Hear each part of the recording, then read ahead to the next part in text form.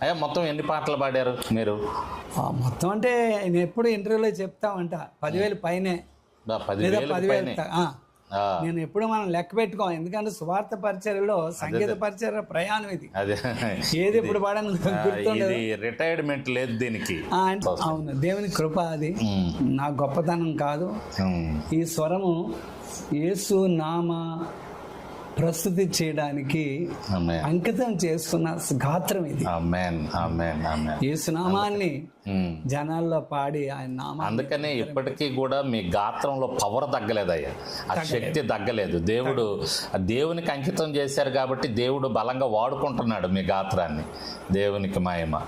అయ్యా మీరు పాడిన పాటల్లో మేము చిన్నప్పటి నుంచి వింటున్నాం, మేము కూడా సేవలోకి వచ్చాక ఇంకా చాలా బాగా మీ పాటలు వింటూ బలపరచబడుతూ వచ్చాం. ఈ భజింతుము నేను జగదీశ్, దీని గురించి కొంచెం తెలియచేయండి అయ్యా. ఇది ఎవరు రాశారు?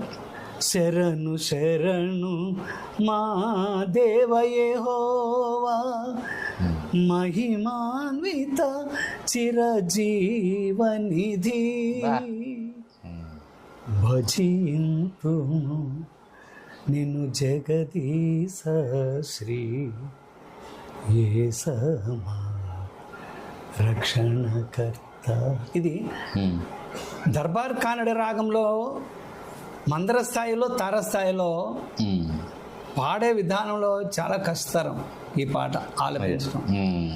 ఈ పాట రాసింది దైవ సేవకులు అద్దంకి రంజిత్ ఓఫిర్ అన్న గారు. నేను ఆయన అన్న అంటాను, నన్ను ఆయన అన్న అంటాడు. అప్పుడు నాకు కొత్తగా వివాహం అయ్యి వారం రోజులు అయింది.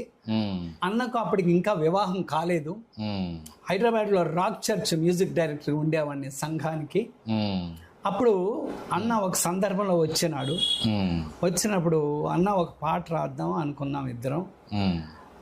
అప్పుడు ఆయన ఇది 1982 సంవత్సరం అనుకుంటాను. ఓకే, ఈ పాట రాసింది. చరణం ఆలపించండి ఒక్కసారి. విమల శరాపులు దూతగణంబులు చూడగలేని తేజోనిధివే, మాయకములకై